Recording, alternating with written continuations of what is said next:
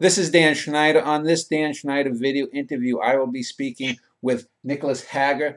He is a poet, a philosopher, a writer, a historian. We'll be speaking about his career, we'll be speaking about literature, and the conversation will begin in a moment.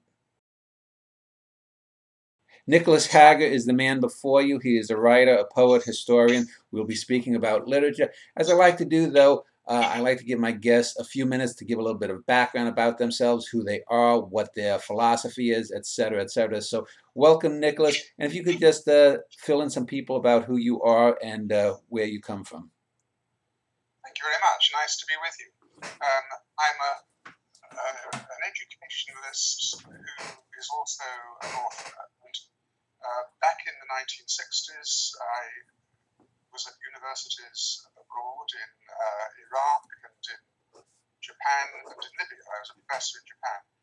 And I began writing properly while I was in Japan. And on the way back from Libya, I visited Ezra Pound and had a discussion with him in 1970 about epic poetry. And since then, I've written over 40 books, mainly literature, but with some history and philosophy. And just recently, I've been awarded the Goosey Peace Prize 2016 for literature. This is based in the Philippines, the Goosey Foundation, and they call themselves the Asian Nobel Prize.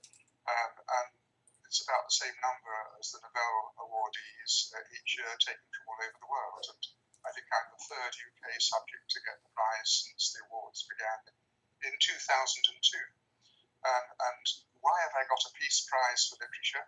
Well, as I see it, I've been a war poet. I wrote Overlord in the 1990s. I've got a book here to show you, for example.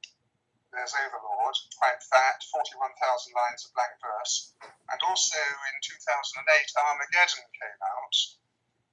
And this was about the war on terror. So the Second World War and the war on terror. But behind the descriptions of war in both those poetic epics, which are in the tradition, I hope, of Homer, Virgil, Milton, and Dante, behind that has been this yearning for world peace. And I've developed the philosophy of universalism. I wrote in 2008, I brought out the new philosophy of universalism. And universalism sees everything as a whole, in my case, 7 disciplines. So it sees the universe as a whole, and all the science is up to date. It sees all history as a whole, including a study of 25 civilizations, seeing history as one entity. And ditto literature, the whole of literature from 2600 BC, beginning with Gilgamesh, set in Iraq, as a whole. And so universalism also has a political aspect to it, and political universalism means the world state, a democratic world government. And in the 20th century, there were a number of great men who called for a democratic world government after the 1945 atomic bomb. For example, Churchill, Truman, Einstein, Eisenhower, Russell, Gandhi, Gorbachev. But in the 21st century, until recently, absolutely nothing. And I believe I'm the only Western literary author to continue that tradition. So I've called for a world state in my works, and the vision of the world state is behind these 2 poetic epics. And certainly it's resonated in Japan. When I was in Japan, I taught the second son of the Emperor Hirohito, and that gave me a bit of a platform in Asia, coupled with the fact that I was at 3 universities in Tokyo. And so, if you like, they know me out in Asia. And that's really how I see it, how I see this award.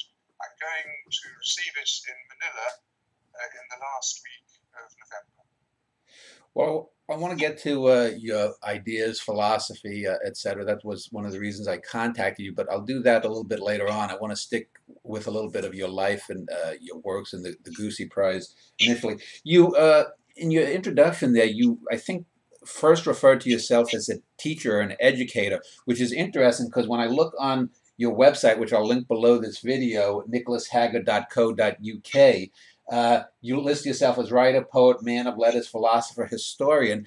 But when you just spoke now, you talked about education and teaching. I just found that interesting. What do you, you know, if you were at the gates of St. Peter and someone said, what were you? And you had to pick, is it a poet? Is it a philosopher? Is it an educator? What is your primary, you know, life's function, do you think?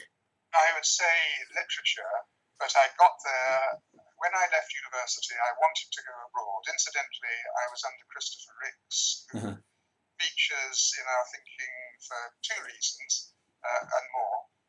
He was at Boston University in charge of the Editorial Institute, and he's just resigned in a controversial case. But also in 2003, I think it was, he brought out Dylan's Visions of Sin Yeah. about Bob Dylan, and here we are having Bob Dylan awarded the Nobel Prize, and I've known Christopher Ricks for over 50 years, so we might refer back to that. Well, I was actually going to ask you about that because here you are, you won a literature prize, and you know, I was born in 1965, so I'm a little on the young side to have been a hardcore Dylan fan, but I know many people who were, and I have to say, to me, uh, I I guess my major question is, you know, it seems to make a mockery of prizes because song lyrics are simply not poetry in and of itself. That depends on the music for mood. A song lyric only does about half the work that a poem can do the whole thing. And even if one were to agree that Dylan was the greatest musician and songwriter of the last 50 years, that's still not literature. You know, I've interviewed people who've written comic books who think comic books are literature. No, if it has pictures, it's not literature. And it seems to me a debasing and sort of almost sneering at people like yourself or myself or other people who have actually the power of word itself. What is your thoughts? Yes, I can see exactly what you're saying. Um, in defence of Ricks's view, I think he bases his case on the fact that Dylan wrote about the seven deadly sins, the four cardinal virtues, the three heavenly graces, and so on, and as did some others in the tradition. And I think he's compared some of Dylan's songs to songs by Donne.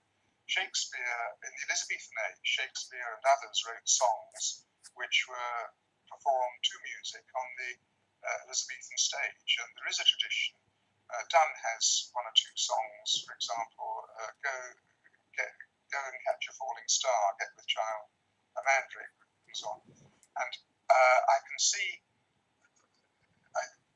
these songs are slight in relation to Donne's main work. Yeah. And when you're talking of literature, those who've come through literature, I was brought up through the classics and through the masters, had to study the entire literary tradition. And you see, for example, Shakespeare's soliloquies, Hamlet's, the profundity in Hamlet. You see Donne's probing of metaphysical truth besides these fairly slight songs. You see Milton's questions about God in Paradise Lost, quite deep and profound works which really stretch the human mind.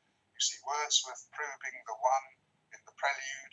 You see Keats writing odes on life and death when he's about to die. And these are all fundamental things. Now, Dylan in the 60s wrote works on the civil rights movement and on the Vietnam War, as you will be aware, and I can see that they had a contemporary relevance. When I had to look at the fundamental theme of world literature from 2600 to BC to today, I identified two strands. A quest for reality, like Gilgamesh's, a quest for immortality, where the poet descends into the underworld, undergoes a transformation, and returns able to see the universe as a unity. Quite a profound inner change that happens, which can be found as in the myth of Orpheus going into the underworld and returning, and it's in quite a number of poets, if you look hard, reality, but also the condemnation of follies and vices in relation to an implied virtue. And this is, for example, in Horace, in classical literature, it's in Pope. And this is what Dylan may be doing. I can see why people may be thinking that the arts have become blurred in our time. Clearly, a sculptor couldn't get the Nobel Prize for Literature, but musical song and poetry have become blurred. You've had poems and music performed. Michael Horowitz in this country has done that for years since New Departures. I can see why the blurring has happened, but I can also see that if Ricks in his work is saying all the seven deadly sins are identifiable in Dylan, and therefore he's in tradition. This may be controversial. I think when the book came out, a lot of people said over the top, but I can see why people might think this. But coming back to your initial point, and that's kind of background, yes, and if you look at the people who have been awarded the Nobel Prize for Literature, you've got T.S. Eliot, you've got Camus, you've got some very profound thinkers and philosophers, if you like. Eliot's four quartets are very much in the tradition of the poets I was mentioning earlier. There is a quite profound and serious strand in literature which is almost educative. But there is also this lighter side, and perhaps Dylan is lightweight, but perhaps he's not. Perhaps he asks in, for example, blowing in the wind, a number of rhetorical questions, and the answer is blowing in the wind. It might be because it's not there, or it might be because it's looking at you in your face, like as the wind is. It's all very vague, and because it's vague and general, it's applied beyond the Vietnam War, and it's applied over the time. So it's a controversial choice, certainly, and I take your point that there are a number of very serious writers who, I've written 2,000 poems, for example, and 2 poetic epics, and 5 verse plays, and I'm not unique in this. There are many other writers out there who spend 20, 30, 40 years trying to emulate those writers I mentioned earlier, Shakespeare, Milton, Wordsworth, but I don't begrudge Dylan his prize because I can see where the judges are coming from. Incidentally, the Nobel Committee is based in Stockholm, and perhaps the Swedish panel have a slightly different take on things, perhaps a more liberal take on things. Thinking of Ingmar Bergman and the tradition that they've come through in Sweden. Well, it's interesting you mentioned Bergman. My wife was just saying far more deserving of a writing prize than Dylan would have been Bergman when he was alive, because, I mean, he's probably maybe the greatest screenplay writer for film in the 20th century. I take your point. I religiously went and watched all Bergman's films as soon as they came out in the 1950s and early 1960s. Yeah. The Seventh Seal, Tätschend Rinsholt, I think it is in Swedish, your wife will correct me, is set in the Middle Ages, and the plague, and the knight returning from the Crusades and meeting death. It's expressionist. Death is hooded, sits and plays chess with him. This is a profound work. It's in the tradition, if you like, of Marlowe's Dr. Faustus, in a sense, and in the tradition of Milton. And I think there is a case that if the arts are blurred and film is now creeping into what used to be drama, for example, T.S. Eliot wrote verse drama as well as poems, and so that's a part of his oeuvre. But if films are allowed, then yes, there is a case for Ingmar Bergman to have been awarded the prize. Well, let me talk about the Goosey Prize, since that's the one you have been awarded, or won. I don't know what's the actual technical term. You'd mentioned that it's a peace prize, and that brings up the idea about what is the purpose of a prize. Is the prize, for example, since it seems eminently political by calling it a peace prize, is that because they're saying that you are a great writer or a great poet, or is it that you're a politically important writer, and what the difference is? It's a very good question, and the answer is I don't know because they haven't told me, but perhaps I'll find out in November. But as I see it, it's because in my literature I have stood up for world peace. One of the things I have done just recently is to demonstrate that a world state can be founded, and you can find it online. Last year, a Russian, Igor Kondratyin, and I, together between us in Athens, founded the Universal State of the Earth, out of which has become the Supreme Council of Humanity, which I was in Athens chairing last week. And watch this space. There may well be a peace initiative over Syria, because here is a body and we can convene people. It's too early to be saying things very publicly about this, but there are activities now. I would far rather the United Nations were taken over, so that the lower house of the United Nations became the General Assembly of the United Nations became a lower house of a world government. We're not talking New World Order here. We're not talking about families looting the world for gas and oil from which they benefit. It is beyond that. This is an attempt, as those people I mentioned earlier called for in the 20th century, Truman and co. It's an attempt to have in the world government, which I've got here, which I brought out in 2010, there are... A little bit higher. A little bit higher. There you go. Yeah. Okay. So there are 850 constituencies throughout the world listed. I've done the hard part. Of course, if this were offered to the UN General Assembly and they were to set up a constitutional convention to consider the idea, they may come up with 750 or 650. It may not be 850. Obviously, it would vary, but I'm trying to set the ball rolling. And an upper house of 92 world senators, again, I've listed exactly where they should come from, so that the world is fairly represented. And also a kind of commission, an administrative body of 27. And what I would like to see, you see, the UN, the United Nations, is international, between nation states. So the world is composed of 193, or whatever it is, nation states. And the UN has no higher authority. It's just on an equal basis, and it gets people for talks. And the UN has failed to stop 162 wars since 1945. Yeah. It does its best. It has talks. It can't prevent wars because it has no authority.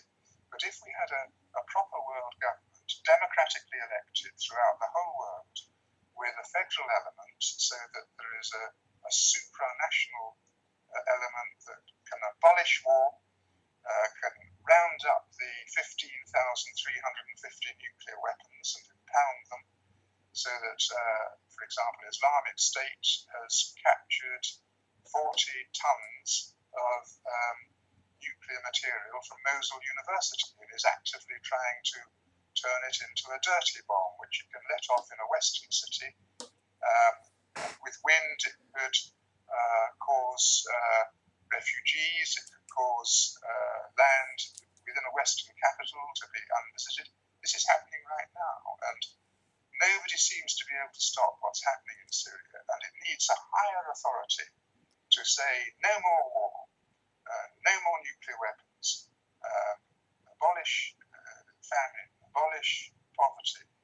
So there's a kind of 7-point plan, so all nation states would continue as they are internally, like the American states, but there would be this higher tier of government, which would be democratically elected.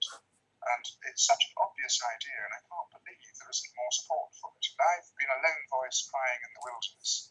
And so coming back to your question, is it political? It may well be, because nobody else is standing for this. Do they think that I'm a great poet or a great writer of short stories? I don't know. I will find out. But if you look at all the prizes, for example, Seamus Heaney got the Nobel Prize. He was an Irish poet. at a time when Ireland was going through a political... Was that a political offering? Was it a political motive? If you look at a number of these prizes, politics and quality are mixed up. It's very difficult to distinguish. Well, I want to get back a little bit later to your politics. Before we get too far afield, I want to talk about your life, though, and want to go back to your childhood, because it seems to me that just looking, you look like you were born in 1939. So I have visions of a young Nicholas Hagger playing in bombed-out buildings in something like a Rossellini film, you know, like Germany Year Zero. To what degree were you in London during the Blitz? If not, were you out in the countryside where a lot of the city kids was, you know, put away? What was your first memories? Was it of the war? Yes, it was. It's a very perceptive question. My father got a job in Churchill's constituency just outside London in 1943, and we joined him.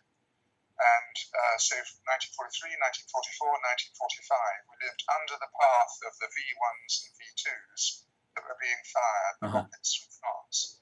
The first one was the Doodlebugs, which, so I used to lie awake in bed at the age of 4, and you'd hear the drone of the Doodlebug coming, and then the engine cut out, and you'd count 1, 2, 3, 4, 5, 6, 7, 8, 9, 10, and there'd be a bang. You think, thank goodness, that's not our house. Yeah. Somebody else has got it.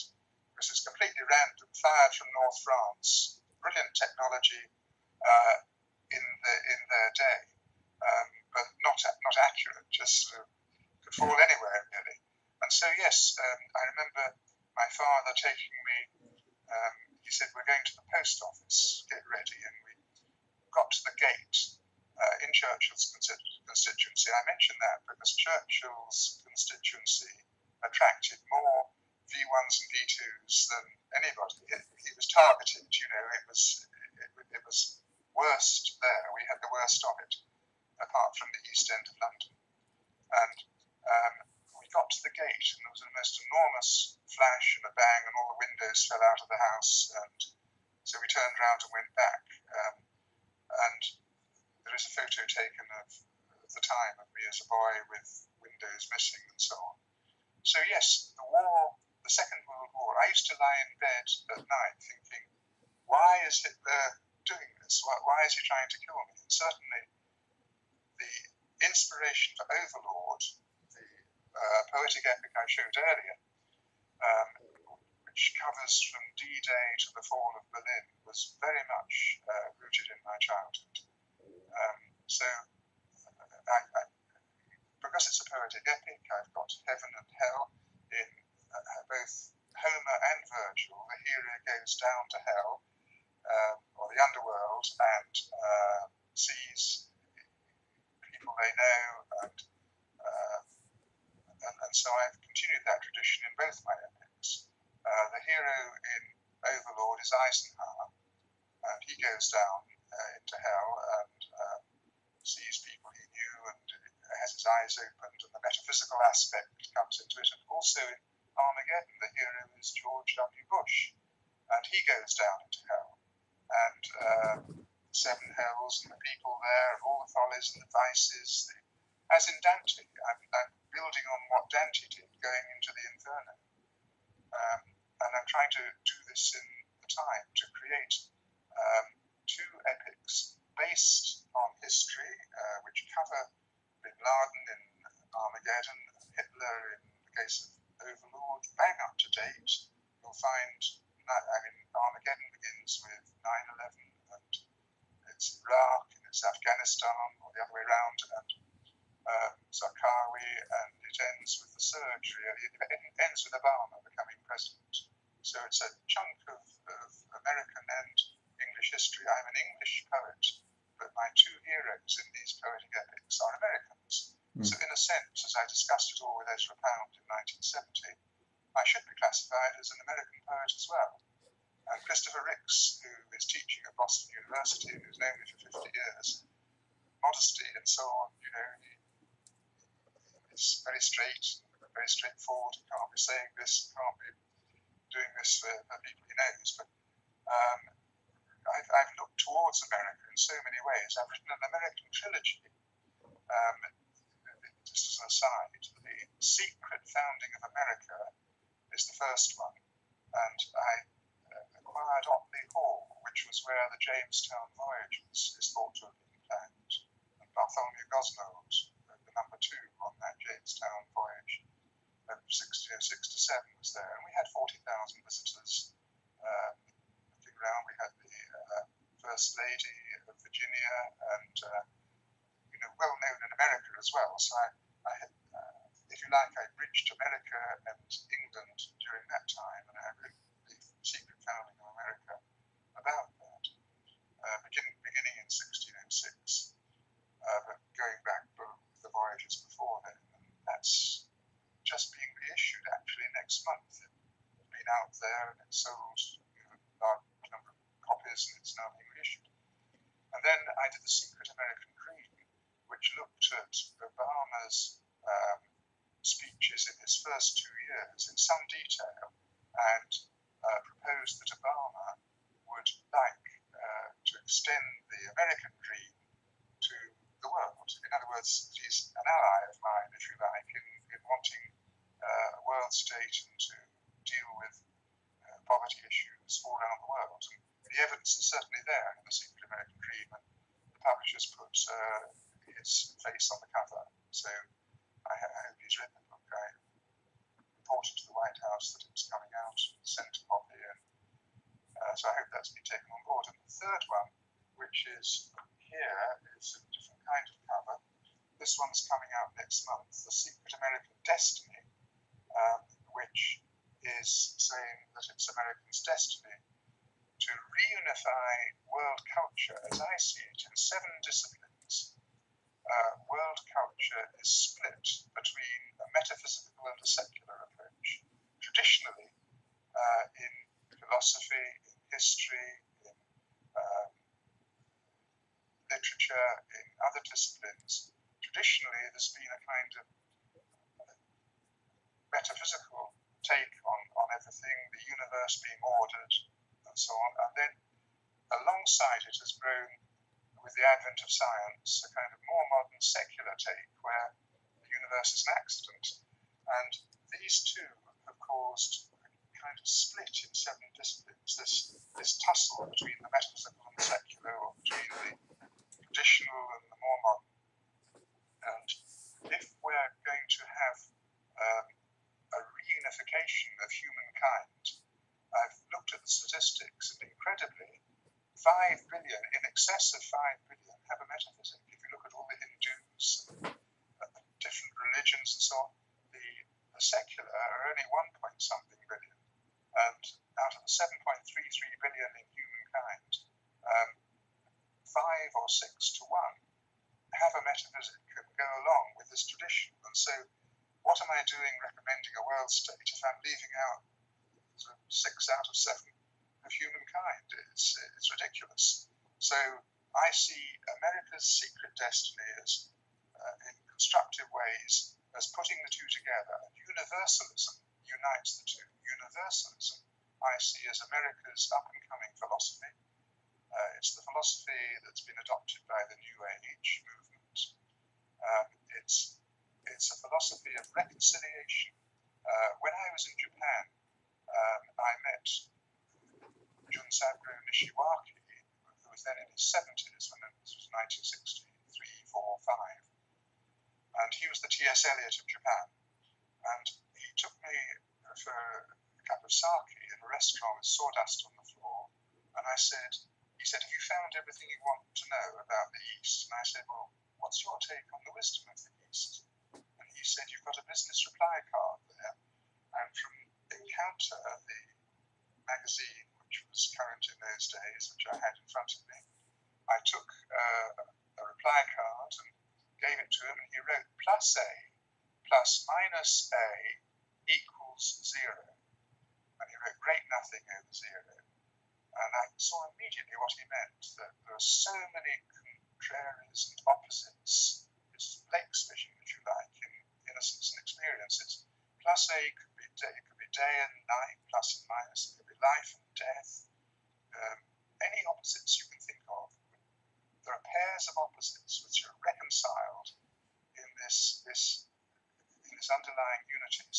universalism, literary universalism, in whatever discipline, philosophical universalism, political universalism, it's reconciling these opposites. You've got the metaphysical and the secular, and they're reconciled in a universalist vision. And I see America's future outlook as being universalist. And many years ago, 1991, I brought out The Fire and the Stones, which I've got here, and I can show you with its relevance, which looked at 25 civilizations. And in the back of the book, it had a 7-foot-long chart, which I won't show you now, but that's the chart that goes with it. And so down you have 25 civilizations. Across the top you have 61 stages. Each civilization goes through 61 stages. And North America is the youngest civilization in stage 15, the same stage that the Roman Empire was in within the Roman civilization. And just looking ahead at the various stages, what happened in the Roman time, universalism, the drawing together of all sects, religious universalism, for example, when in the Roman Empire, Jupiter and some of these other gods got combined, and so the temple was for the two. We're approaching a universalist time like that through globalization, where things are drawing together. And certainly on my chart, both in Europe and in America, universalism is the next stage. Europe is in stage 43, which is the Union stage. The Soviet Union was in stage 43, but Russia's moved to stage 46, which is the Federation stage. And that's where Europe will go when it's had a time as a union, which is what it's in now. But universalism is there, the stage 44 in my splitting of the flow of civilizations into stages. You understand they all have the same features. They've all got an empire. They've all got a renaissance. If you stretch each civilization out in 61 stages, under each, the whole thing fits. I told myself when I was doing it that if one didn't fit, then I would just scrap the whole thing. But to my astonishment, as I progressed, it did all fit. Ted Hughes, the poet laureate in England, said that I discovered the law of history. Whether I have remains to be seen. Well, let me ask you, since you have so many strong views on so many topics, what influence did your upbringing and your parents have on you? Aside from the war, were they artists? Was your father a historian? Was your mother a painter? What was the background that you entered life into? My mother was a violinist, and my father wanted to be a professional singer and sang the Messiah in the Royal Albert Hall in London, but didn't make a living out of it. He was in local government. He had polio quite young, and in those days the cure for polio was to be in an iron lung, and he was put in an iron lung for 2 years, and that gave him a strong will to survive. And he used to impress on me that he became an accountant despite no disability legislation at that particular time, and he really had a hard struggle. My mother always taught the violin. She gave recitals, concerts, and so on. So, if you like, I had a strong musical thing where my father was a tenor singer and my mother played the violin to a high standard, concert standard, and it's come out in me in meter. In other words, the 41,000 lines of blank verse in Overlord and the 26,000 lines of blank verse in Armageddon.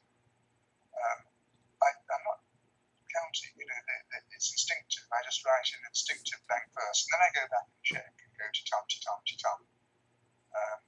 The Little Prophets, that an idle king, in Tennyson or Shakespeare is slightly irregular, but I have wanted to write in blank verse. I went for a walk with Christopher Ricks before I began my epics throughout Oxford, a 4-hour walk, and we looked at all the different ways of writing modern poetic epic. And in the end, we both agreed it's got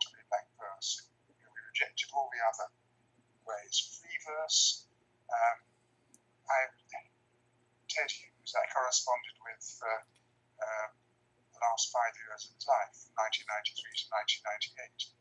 And I like receiving letters from Ted Hughes. And one of my letters is in Selected Letters of Ted Hughes, a very long letter he wrote me. But sometimes he's quite free, and I agree with Eliot that there has to be the ghost of an iambic pentameter behind free verse. Eliot says that in one of his essays. And possibly that, certainly at school I read classics, Latin, Greek and ancient history, and we had to write Roman verse, for example, as a class exercise, and sometimes Greek verse, and use the meters that the Roman poets, the Greek poets used.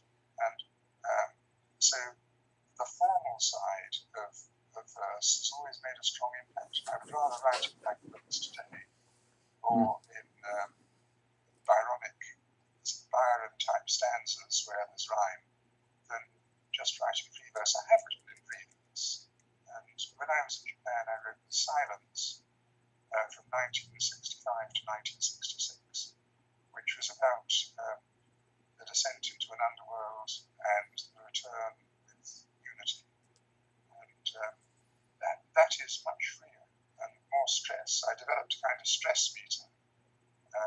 Coleridge was very strong on stress meter, and of course Hopkins.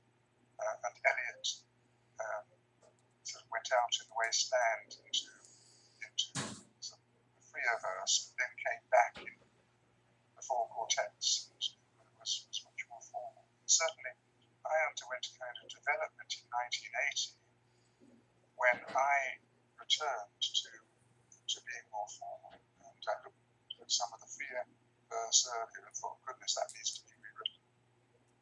Well, I just want to ask a slight pause, because I want to get back to your personal history. But when I was first getting into poetry, I remember reading Lucan's Civil War, and that's stuck with me as one of the. It was rendered in blank verse. I forget who translated it, but I know that I wrote an essay about 15 years ago called Robinson, Jeffers, and the Metric Fallacy. And one of the things that I've always found interesting is, I mean, I'm not a believer in traditional meter. To me, when we talk about the music of poetry, it's alliteration, assonance, internal rhyme, and the reason I've never found meter to be helpful is because I think it's a binary illusion.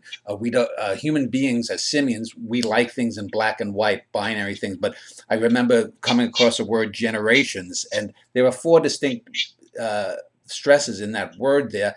And when you talk about meter, everything, since all syllables, all sounds are enunciated, there has to be some level of stress there. So do you accept, for example, that traditional metric forms are basically just approximations rather than the real thing, i.e. that if I am enunciating every syllable, we're talking, say, on a scale of 1 to 100 or 1 to 10, what we would call unstressed might be under 5 and stressed over 5 out of 10, say. Yes, I go along with a lot of that. Shakespeare varied the blank verse line. When I had this house I was describing where the Jamestown voyage was arguably founded, we had the Globe Theatre make 4 visits. So all the actors, with Mark Rylance, who was the artistic director at the time, who won an Oscar recently for The Bridge of Spies. So they came and lived for 3 or 4 days with the director, and we had working sessions. I was allowed to join the actors and join the discussions, and they were all very clear that they had to vary the exact lines of the plays that we were doing. And so I go along with a lot of what you say, but I remember Christopher Ricks saying to me on one of our walks many years ago, he said, it's possible to devise a line without the letter A. So I can write a line in which the letter A never appears, but that doesn't mean it's a good line. And in the same way, it's possible to devise. We've got Hopkins lines, stress, din stress, and so on. And I think there's widespread acceptance of that. But it would be possible to be so free that it looks like prose. Now, Ricks himself has argued in an essay which appeared in the Times Literary Supplement, the English Times Literary Supplement, that there is little distinction between prose and verse, and that it's just a way of arranging it on the page. And certainly, I know Jonathan Bate, who has just written a book on Ted Hughes, which came out a year or so ago, and he had to read 100,000 pages of Hughes journals in his archive, and he said an awful lot of the poems is pretty much as it is in the journals, but just cut up in a different way. So prose and verse, I mean, poetry has a ring about it, and if the ring is there, then that's fine. There's poetry, there's verse, there's doggerel, there are degrees, there's a spectrum, isn't there? And doggerel is what we learn as children very often.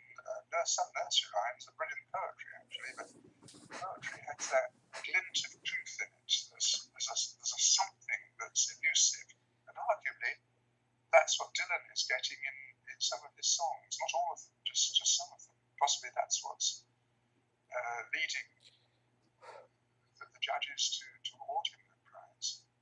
But what poetry is and what prose is, there's a range of thought on it.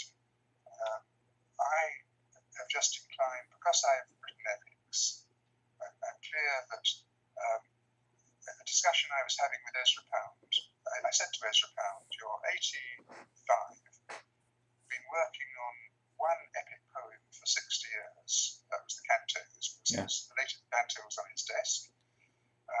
You're a good person to ask. You've done compression. I said to him, the apparition of those faces in the crowd, petals on a wet black bough, very vivid of the metro and the faces waiting to get on the metro like blossom. And I said, you cut 26 lines down to 2 lines, but is that the right vehicle for epic, which must have a narrative element? Yeah. And I said, Tennyson went the other way with Idylls of the King. And so Tennyson's describing King Arthur, and the tales of Camelot and so on, but he's not doing it in compression. There's some fustian, what Eliot would have cut out at the time of 1922, The Waste Land. Pound cut out half The Waste Land. Eliot wrote in Melior Fabric, the better craftsman. So the thinking in the 1920s was cut, and just leave the glinting there, and don't have the in-betweeners. But over the years, and as I say, writing epic, if you want to get across what actually happened at D-Day and the experience of sitting in those landing craft, waiting to jump down and a hail of bullets all around you, the most courageous thing that the Americans and the British did. I've spoken to D-Day soldiers now, and we've looked back to that time. It was the most frightening in their lives, yet they had the courage to go through it, people being killed all around them. Well, it should be stated that there's a difference between epopee, the form, and epic in terms of a big scope. For example, Hart Crane's The Bridge is a series of long lyrical poems that's often called an epic, but it's certainly not written as epopee. Yeah. Yes. Going back to the Greek times, it was all laid down, and Aristotle had things to say, and Horace had things to say, and the rules were drawn up. But if you look carefully, there are 2 traditions. There's the neoclassical tradition, and there's another tradition, which is this other, perhaps, quest for reality tradition. It's a more romantic tradition, a neo-romantic tradition. More recently, you've got Pope, for example, versus Wordsworth. And Wordsworth in his prelude is narrating, he's putting the bit not just the free. Again, Wordsworth is using blank verse as Milton does. Milton, Wordsworth, Shakespeare more loosely. Now, the neoclassical tradition, a lot of the critics today, including Christopher Ricks, are neoclassical. And I've had some discussions through correspondence with Ricks on this. And for example, when my first book of poems came out, Kathleen Raine and David Gascoigne, two neo-romantic poets, came and spoke. And it was kind of reading that I had to give. And Ricks, when we did the Oxford book of what's it called, of literary verse, the modern, every so often there's a book of verse brought up by the Oxford University Press, and different people have done it, and he did one. He left those two out. There's a kind of warfare between the neoclassical and the more romantic. And it so happens that I've known a lot of the, for example, John Heath Stubbs was on the romantic side. I've had drinks in pubs with him and conversations on how to write poetry. He wrote an epic, Artorius, and I discussed the line with him. There's a body of thinking. There's the neoclassical way of doing it, and there's the romantic way of doing it. And interestingly, Christopher Ricks sent me Victoria and the Triton, which is a fairly thin book about the voyage of the Victoria, which was Magellan's voyage in 1519 to 1522, and the round-the-world voyage of the Triton, the American nuclear submarine. And Ricks was indirectly saying, by sending this to me, that you can do one of two things. You can have a sailing ship, like what happened in the Jamestown settlements, which I was opening to the public at that particular time. You can have a sailing ship going around the world, which takes a long time, or you can get there far more quickly with a nuclear submarine. So if you like, the romantic is driven by inspiration, with the wind in the sails, whereas the neoclassical is driven by imitation, imitating the ancients, obeying the rules, as you were sort of hinting at. And so you've got these two traditions, and the universalist is trying to do both. The romantic writes in images, the neoclassical in statements. The universalist poet, which I regard myself as one, and there are a number of others, there were lots of Milton, Marvel, Coleridge, they all had universalist elements in them, Eliot. The universalist poet is trying to write in image and statement, as Eliot is in the four quartets, as arguably Wordsworth is in Prelude, describing his autobiography. So it's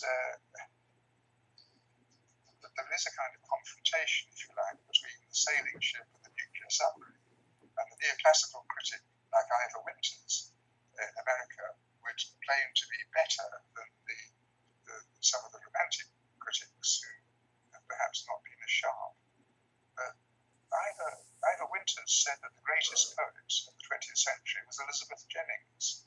And I'm not decrying Elizabeth Jennings, but I can't help feeling that something's gone a bit wrong if Elizabeth Jennings, because of the adherence to neoclassical principles, in defence of reasons in the collection of his essays. So everything's got to be reason. Neoclassical sees everything as being reason and thought. Augustine, classical, Pope, and the movement poets of the 1950s in Britain, Amos, Larkin, versus this other feeling, what Kathleen Raine used to say to me in conversation, there's the other mind, Plato and the other mind, where you hear something from the beyond. David Gascoigne saying to me that that particular poem burst through from the beyond. In one of my poems, I've described myself sitting under a tree in my garden in London, and a windfall has actually happened. A windfall meaning an apple that's ripe. call it windfalls in England, burst through the trees and nearly fell on me, just at my feet. And this is what happens in the other tradition. With inspiration, a poem bursts through from the beyond like an apple from the boughs of a tree. It lands at your feet, bounces on the lawn. So there are two different ways of looking. The neoclassical has to place you in a tradition. And arguably, I'm in the tradition of Tennyson. That's how Rick's placed me. Because Tennyson did Idylls of the King, and I followed suit and so on. There has to be a precedent. Hopkins said, I'm not having precedence, I'm just going off on my own and doing that with his stress meter. Although there was a bit of Coleridge, and neoclassical critics could say that he had to look back at others before him, and he got it from. So there are these two schools of thought. One is imitation, the other is inspiration. And Universalism is trying to do both. Well, let me just talk about some of the limits of art, because one of the things that I find, I don't try to put myself or other people in isms or schools, because to me something like modernism was actually a very freeing thing, because when I think of modernist writing, even though she used classical forms, I think Elizabeth Barrett Browning, especially in Aurora Leigh, which I think is by far the best verse novel ever written, that had very modernist sentiments. Walt Whitman, he's whether you think he's a greater poet than this or that poet, he's certainly probably the most important poet in world history, because he's the bottleneck. There's before Whitman and after Whitman. When I think of some of these longer poems of recent vintage of the last 50 or so years, I think of something like the Maximus poems by Charles Olson, and there you have a portrait, but each of the individual poems themselves are not particularly going to be memorable, but when you layer them one on top of another, it's like taking a Matisse line on a piece of toilet tissue and layering each layer on top of it, and then you get the bigger picture in totality. And so these are ways of thinking and applying the arts that before modernism didn't exist. And so a thing like modernism, when you talk about if you talk about that, it isn't something that's restrictive. It's basically talking like atheism. Atheism, for example, is supposed to be without theism, without God. And so it's not really a religion. And in the same way, modernism, I've always thought of, is really not a school of thought, Pound, Eliot, William Carlos Williams, or whatnot, but it's more or less the freeing from older strictures. Yes, poetry is also memorable, and it's easier to remember when there's a form, possibly a rhyme, than if, for example, D.H. Lawrence began Snake. A snake came to my water trough on a hot, hot day, and I in my pajamas for the heat to drink there. And there's no rhyme, and it's free verse, but I've remembered it. So it is possible to remember free verse, but and my regret becomes an April violet, and buds and blossoms with the rest in Tennyson. That's much easier to remember, because the cadence and the rhyme carries you along. I'm probably a bad person to ask, because Universalist poetry is attempting to reconcile all the traditions that have gone before, but in a new way, and say something new.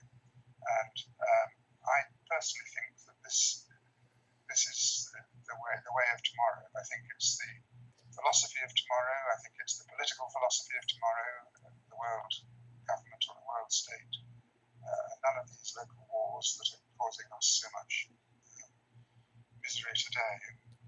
Let me just ask you, since you would have come of age in the 1960s, I recently watched the Gillo Pontecorvo film, The Battle of Algiers.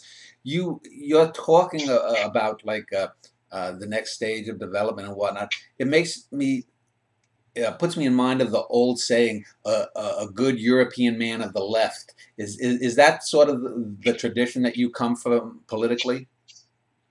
Not necessarily.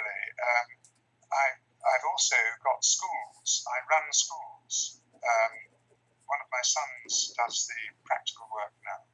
But when I said an educationist, I assembled a group of 4 schools which teach pupils up to 16. I've always had an interest in education. I've been a head of English in the state system in the past. I've taught Arabs and Japanese and been out there. And when I left university, I wanted to see the world. And in those days, you went and worked somewhere and saw all the various surrounding countries during the holidays, and that gave you. And certainly I needed that for my writing. When I was in Japan, I went to China in 1966 and discovered the Cultural Revolution. So coming back to your question, my politics, and I've had to survive in business, and the extreme left in the UK believes in borrowing huge quantities of money that it can't pay back, gets into difficulties, and then the right-wing party, the Conservative, takes over and clears up the mess and has austerity, and that's unpopular, and so people vote the left back in, and again there's a lot of borrowing and can't be repaid, and so in the UK since the war we've been backwards and forwards over the last 70 years like that. So I'm somewhere in the middle. I'm not on an extreme, but I do want a better world. I want a better world for our children and our grandchildren, and for the pupils that I've had dealings with as an educationist in the past. And sending them out, I was in Iraq, and I wonder how many of the students I taught, I had Sunnis, Shiites and Kurds in the same classroom, living at peace, taking part in dramatic plays where they were cast in all sorts of roles. There was one stabbing outside the dean's door, but by and large it was at peace. It can be done. And Churchill had this vision of creating one state, Iraq, out of these disparate groups, the Sunnis, the Shiites, and the Kurds. And I was implementing Churchill's vision in those days. Because Churchill was our MP and was a Conservative, except that he'd been a Liberal and he wasn't only a Conservative, he was in different parties. We looked at Churchill. I shook Churchill's hand. I've met Churchill, and I knew he was a great man, and we looked at him because he was local. And he was our defender in the war. When I was 4 or 5, I was told, thanks to Churchill, you're still alive. So the war probably coloured it. And he was voted out at the end of the war. The public was fed up with the war and wanted a complete change. But of course, it was considered terribly ungrateful because he defeated Hitler, but he also wrecked the British Empire because it had to be sold to pay for the war. So different schools of thought on Churchill. But undoubtedly, he was a great man, and he was the one who laid out the vision of the European Union in his Zurich speech in 1946. So, left, right, going back to my childhood, the war coloured it. I mean, any child who's lived through the Blitz and been under the flying bombs, it must have affected them in some way. I think we're all amazingly normal considering how terrified we were at a very young age. Yes, a musical family, but not in poetry. It's come out in me in poetry, musical words, as it were, rather than music. I'm not a composer. But my brothers and sister are violinists, and one plays the organ. It has come out in them in music. So there's definitely a musical gene in it all. Politics, coloured by the fact that the great man Churchill, who is on a par perhaps with Wellington, from the 19th century, and Wellington was your local and you shook his hand, and clearly he's going to be a force in your life. And Montgomery came to my school and I was chosen to meet him and had a chat with him. And he said, I went through the Germans at El Alamein like a knife going through butter. He made the sawing movement with his hand. So all this is going to linger, and when you're 11 or 12, and this is said to you, it's in your memory, and it's a part of who you are, really. Well, let us continue this conversation in a moment. Let's just take a little break here, and we'll come back and I'll continue the conversation. I'm speaking with Nicholas Hagger. nicholasHagger.co.uk is his website. You can find it below this video if you want to go and find out more about him.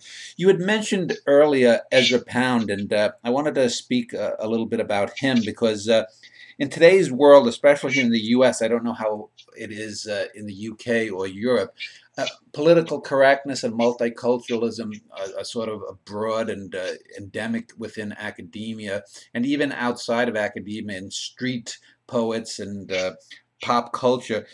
Yet Pound is always sort of looked on because of his support for fascism as sort of an outlier, a ridiculous figure.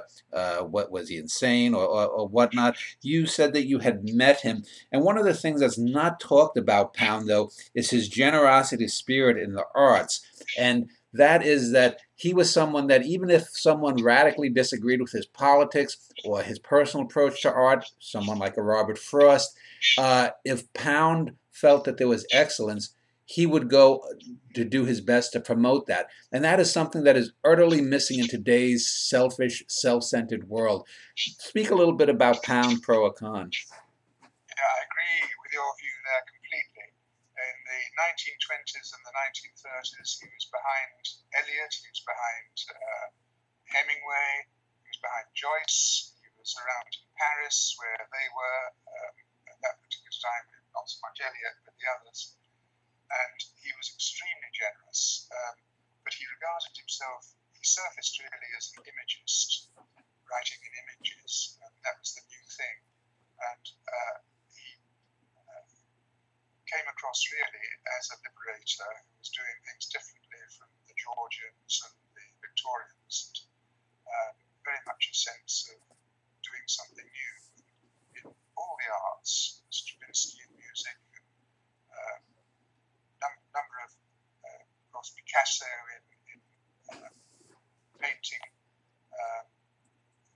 Henry Moore in sculpture, abstract art, T.E. Hume's essays. There are a number of people, incidentally, Pound said when I met him, T.E. Hume said to me in 1914 that everything a writer needs to say can be put on half a side of a postcard, and all the rest is application and elaboration. Have you got the application and elaboration? Which is a very interesting thing to say. Now that, at the age of 85, was sort of a tiny little bit of what he was saying, presumably in the 1920s and the 1930s before I was born, being generous. I have no truck with his fascism and his politics, and he broadcast for the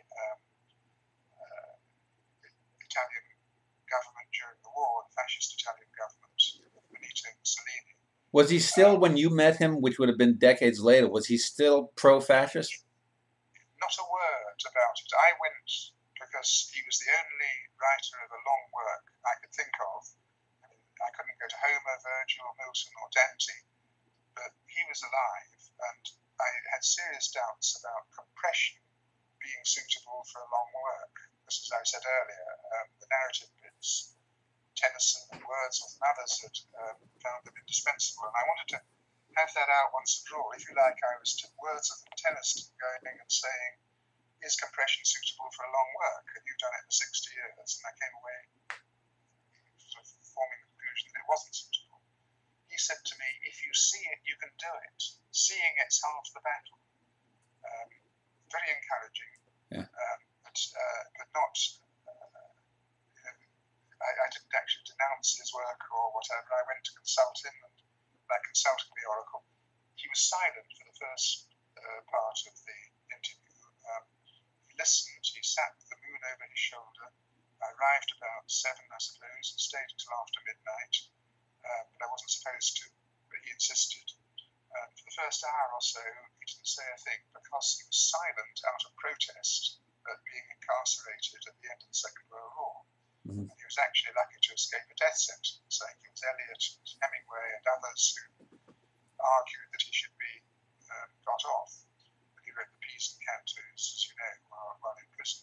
But he withdrew into silence. And then his neighbour came, and Olga Raj, the lady who lived with at that particular time, was doing the letting in and sort of bringing orange juice and that sort of thing behind the scenes.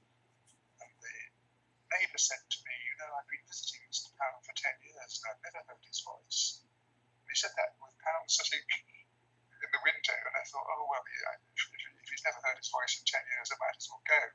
So the neighbour got up to go, and I got up to go. He came over to me, no, sit down, you don't have to go. You've been around, you've been in China. Of course, Fenalosa, all his papers came to Pound. Pound loved China, as you know. You've been in Japan, you've been in the East. You sit down, you don't have to go yet, do you? And so after that, we talked and talked and talked. He kept me talking, and then Olga Raj came in and said, Ezra, it's time for your orange juice.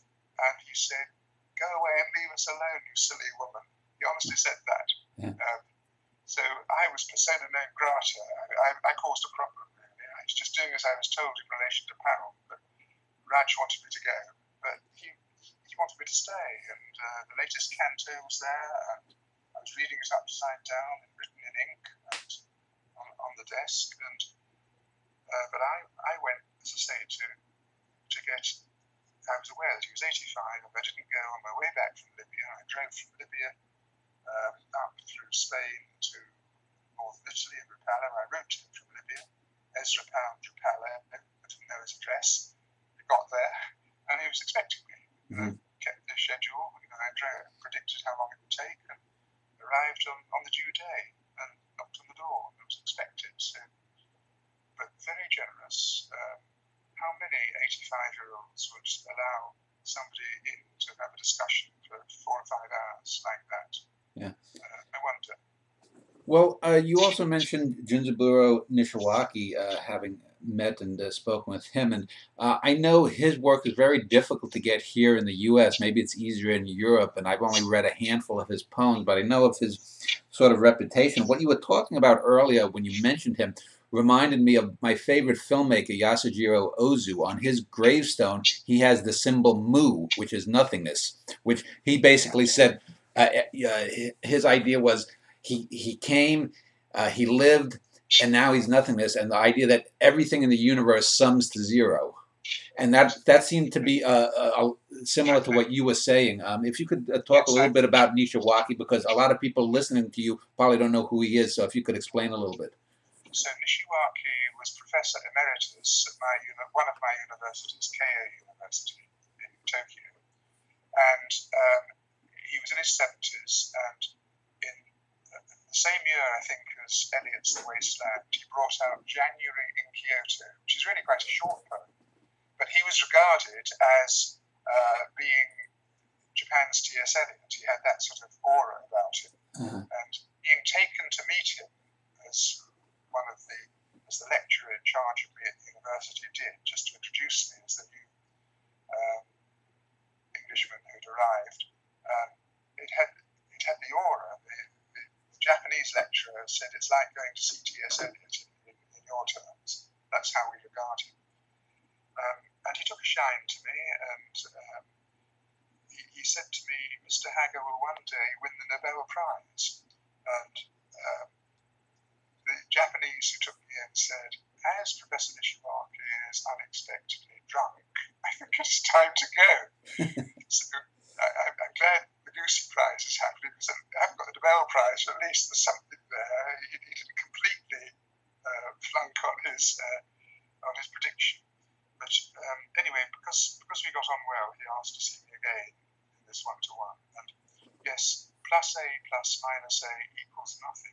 Nothing being great nothingness.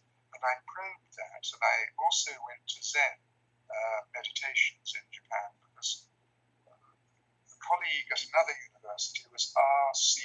Blythe, B-L-Y-T-H, I think it was, who died while I was there. So he was in the last year of his life. And he'd written books on Zen Buddhism. He arranged me to go and meditate, and he knew all the Zen masters. And so, from a number of sources, I really probed nothingness. And what I found out was that in the East, nothing is a plenitude. it's the Tao, the Chinese Tao. Out of nothingness comes a fullness. Going back to my philosophy, I see a kind of emanation from nothing or nothingness to non-being. Non-being is halfway towards being, if you like, to being, to existence.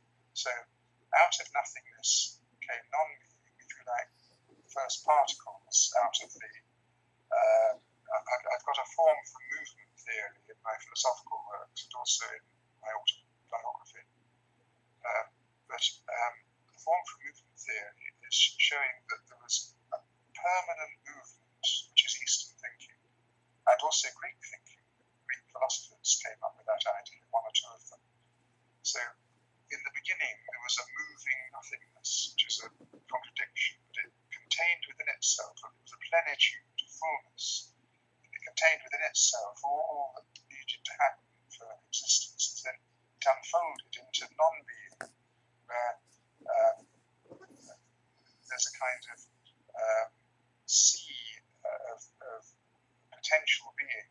And out of this came a plus particle and a minus particle. And I worked it out in the new philosophy of universalism as to how this happens. And also, I think there's reference to this in a new philosophy of literature, the book on the fundamental theme of world literature. So there's a kind of diagram at the end that shows this.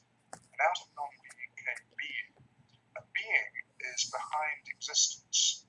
This is the metaphysical origin, the four metaphysical layers, which is in all metaphysical thinking, in all ancient religions. Out of being comes existence. Existence is what you are looking at now, and what you can see and what you touch.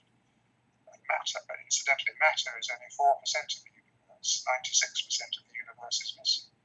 So the 1 billion who are materialists pride themselves in being secular materialists and actually ignoring 96% of the universe. And one of the things I've been into is the divine, so-called divine light, the inner light, because I said earlier, the poet, to me, that's the fundamental poetic experience. And the true poets, going back to Plato's day, and of course the metaphysical poets all write about this mysterious light. The mystic way involves an awakening where you come to and you're aware that the rational social ego is not the whole of oneself. And from the awakening, there's a kind of detachment from the senses, and a kind of very often a pretty bad time, a rough time, where a relationship fails or something like that, which makes you take stock of everything, and illumination happens, where the light comes to you behind your closed eyes, quite suddenly and almost unsought very often. Blake had this twice in his life, but you can see this experience. Wordsworth knew about it in the Prelude. It refers to it. Shelley wrote about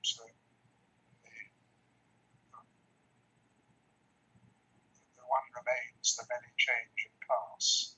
Life like a dome of many-coloured glass stains the white radiance of eternity. The white radiance of eternity. So you can find in poets and in the philosophers and in T.S. Eliot, the fire and the rose are one. The fire, it's either the fire or the light.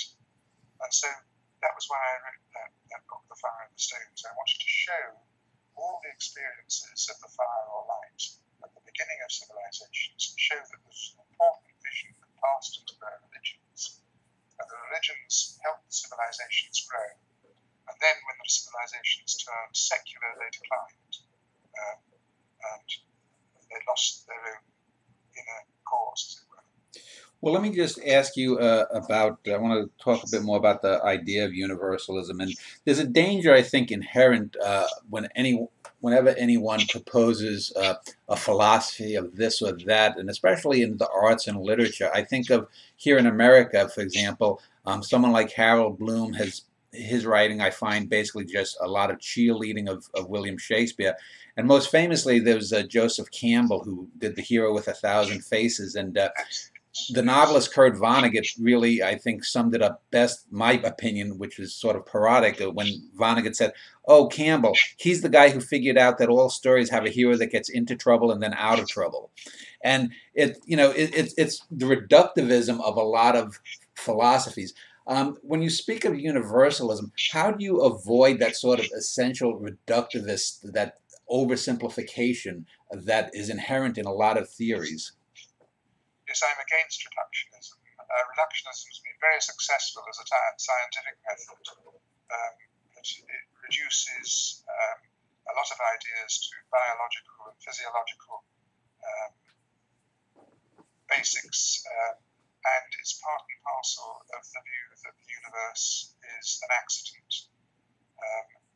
Whereas there is another view that the universe has a meaning and a purpose, which goes back to metaphysics and looks for order. And to me, the word order is very, very important in universalism and also in describing the universe. And I see philosophy as not as language and logic. It went wrong, in my view, 100 years ago or 90 years ago with the Vienna Circle and Wittgenstein. I see. When I was in Libya, I saw a Bedouin on the horizon, and there was nothing but a sea of sand, one tiny Bedouin figure, and the sky, an enormous sky, just those three things.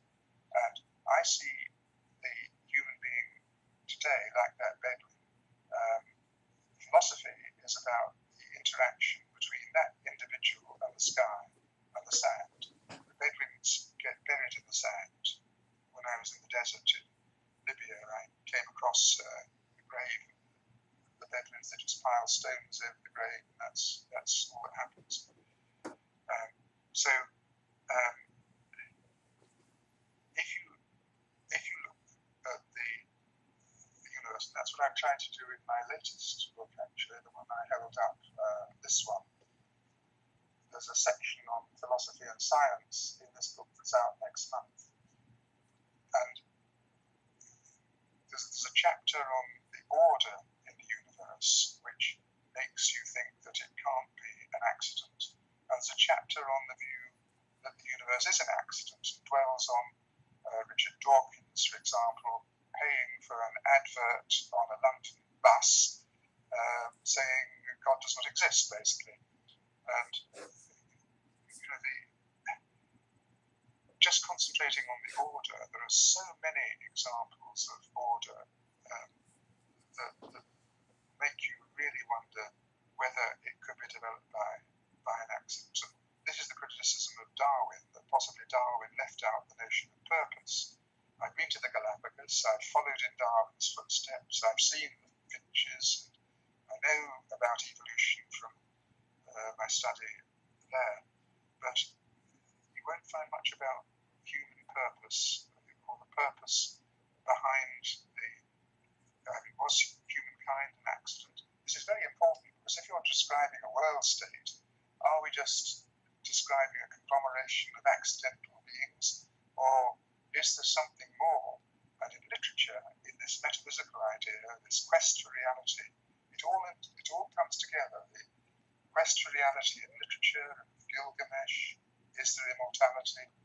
If not, what is the purpose of life? These deep thoughts that you find in the literary tradition have a knock-on effect in philosophy, in politics. Wherever you look, there are different disciplines. I'm very much interdisciplinary. I'm not a separation person. In history, I don't believe in just doing the history of the US or the history of the UK. It's got to be the history of the whole world. And that itself is enough. It's got to be linked to the whole of philosophy. It's got to be linked to the whole of science. All the thoughts of the sciences you'll find in this book summarized. A kind of summary of all the up-to-date thinking in all the various scientists on this subject. And sorry, after you. Well, I wanted to ask though, if you believe that there's meaning or purpose in the cosmos and that it's not just randomness, doesn't that reduce you to nothing but a marionette to some higher purpose? I.e., Nicholas Hagger could have been a bricklayer or a bombardier, but he chose a life in the arts. Nicholas Hagger has constructed whatever meaning or purpose his existence has. Aren't you sort of emasculating your own agency then? If you look at the Greek philosophers and the idea I was explaining about the apple bursting through from the tree to your feet, the poet opens to reality with a capital R rather than a small r. The secularist sees a social reality that is nothing beyond society, and that everything is an accident, and that's the end of it. The poet, the traditional poet, is like the shaman or shaman who opens to the beyond and marries the beyond to the society. In the cavemen in Lascaux, 10,000 BC, drew pictures, drew images of animals on the wall, and presumably asked these same questions. And we're no nearer to knowing, but there are those who say definitely we are atheists, and there are those who say we are agnostic, and there are those who say we are believers. And because I'm trying to create a world state and the next stage of humankind's organization, I want to reflect the 5 billion who say we are believers, but I'm probably in the middle somewhere. But I've had personal experience of this mysterious light. Well, let me talk about universalism as a philosophy and then as it applies to literature, because from what you're stating, it seems that there's a constant human battle throughout history against our worst simian heritage. I mean, simians are creatures that had opposable thumbs and could pick things up, so we always want to find why this works. And that could be something that drives the idea for religion and meaning when there may not be any. Simians also are social animals, so we want to congregate in masses because most monkeys, most apes don't have the big fangs and claws of predators, and so we had strength in numbers. Is it going against basic human nature, the way some people would argue monogamy is against human nature? Is it against human nature, do you think, to have this sort of world state? I mean, we can project out 500 or 1,000 years and maybe we'll have evolved, but is it really, at this stage of human development, really fundamental? It seems we're balkanizing more than heading towards a world oneness. At present, we're in a populist time that's thrown up increased nationalism within nation states. And if you like, that's behind Trump in the US building a wall or wanting to build a wall against the Mexicans. It applies in the UK, Brexit, in other words, the exit from the EU, moving away from a group of nations coming together. A separate nation state. To me, that is looking backwards. There's the past. I mean, going back to the beginning, there was the tribe, and there was the city-state. And so Athens was a complete entity. In Aristotle's and Plato's day, there were 250,000 in Athens, and that was all they were governing. They weren't worried about the other city-states. They were beyond. So the city-state and the tribe grew into the nation-state over a period of time. The nation-state really came into its own in the 18th century. It's certainly there earlier in the Tudor time in the UK. and before. But the nation state leads to war. Wherever there's a nation state, you will find wars, you will find competition, you will find self-interest, this nation state wanting it for itself, selfishness, rational social ego, that nation state in competition, and trade wars and other wars. The dream has been to get beyond this. Plato in his Republic dreamt of the ideal state, and Sir Thomas More in Utopia dreamt of the ideal. There is a tradition which I've tried to continue, but what I've tried to do is to make it actual, and others have dreamt of making it actual as well. Those I mentioned in the 20th century, everybody was so aghast at the atomic bomb, including Einstein, who was probably partly responsible for it, that they immediately wanted all humankind to come together. And now I detect a similar aghastness, because Islamic State has nuclear material, and that is focusing minds just as Hiroshima and Nagasaki explosions focus minds. It's kind of new bout. And I find tremendous interest wherever I go. I was in Athens last week, and when I'm talking about this, people are coming up representing different groups, saying, oh, completely agree with you and this has to happen. The main question is, should we start our own, which is I've already done, but it's going to take time. There's already a headquarters being planned, and it may happen. I mean, I'm doing this not for myself, but just to create an institution that can carry things forward after I'm around no more. If you like, it's a kind of legacy to humankind. Or should we take over the UN? But realistically, will the UN allow itself to be taken over? Institutions notoriously don't want to be reformed. They resist reform. If you go to the UN and say you've failed miserably because you've allowed 162 wars to happen, but if you do it this way and get yourselves elected, an elected General Assembly, and have more power elected and answerable to an electorate, then you're going to have enough power to send a world army in and stop all wars everywhere, and just turn the page and give humankind a wonderful new age of peace. And so that's where the discussion has reached. You start your own, which I've done, and as I say, you can find online the document announcing the universal state of the Earth, USE, that was brought into existence in October 2015, and you'll find my signature on that document. And this is to show it can be done.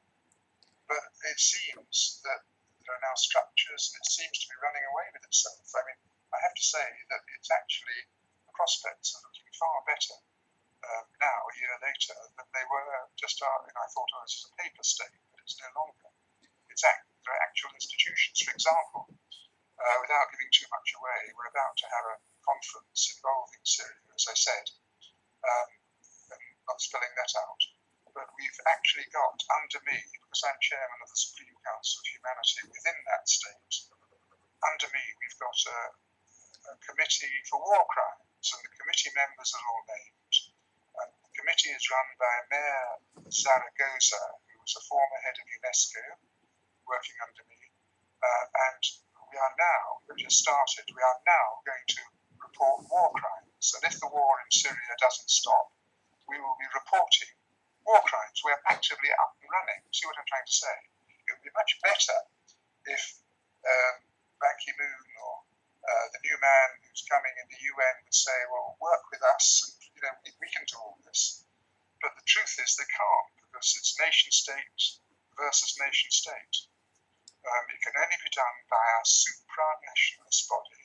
Nothing to do with fascism, and I deplore fascism, I deplore Hitler, and it's nothing to do with that. This is all elected, nothing to do with Rockefellers and Rothschilds. And incidentally, on that note, it is interesting that Pound was incarcerated because of those two I've just mentioned. Pound asked Eustace Mullins, so Mullins told me, who I think died recently, to write a book. And Pound told Mullins what to say, and Mullins produced the book. And a lot of what Pound had to say in the 30s was actually his opposition to what we would call the New World Order, where a group of families are trying to corner the world's resources for their own benefit and not for humankind's benefit. So under the state that I'm envisaging, and have already started in a way, there's a chart in the books where all the institutions, on one page we've got all the institutions set out, and we've got to Rockefellers and Rothschilds can still continue what they're doing, no problem at all. It's all got to be open. Senators have got to be present at their meetings. The agenda has got to be made public. So we've gone beyond that. But it is interesting that Pound regarded himself as being a victim of what we would call today the New World Order. Well, I wanted to ask you about Brexit, and you had mentioned earlier Winston Churchill. I want to talk about the tenor of debate in today's, at least Western society. You had spoken and said that Winston Churchill is a great man. Listening to you having spoken now for about an hour and a half, I would take it that you probably would not have been a big personal fan of a lot of his politics, say his policies in India and letting people starve and that kind of thing. But you recognize that despite that, he was a great man. A lot of people here in America would say the same thing about Lincoln, who suspended habeas corpus and a number of other things. But overall, he was a great man.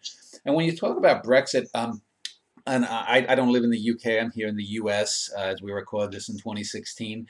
And so I don't know all the intricacies of the debate.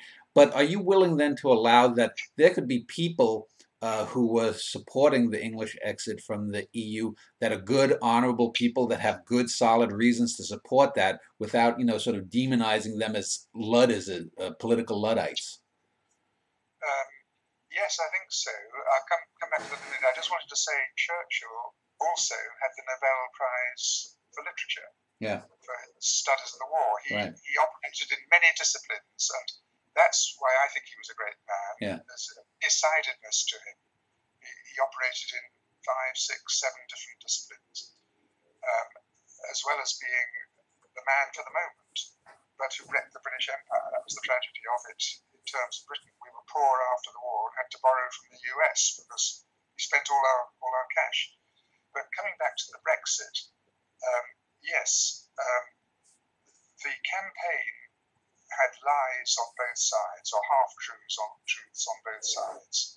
And I mentioned a bus earlier, but the bus image sticks in one's mind. The Brexiteers had a battle bus which said, if we come out of the EU, £350 million a week will go to the National Health Service. And a lot of people believed that.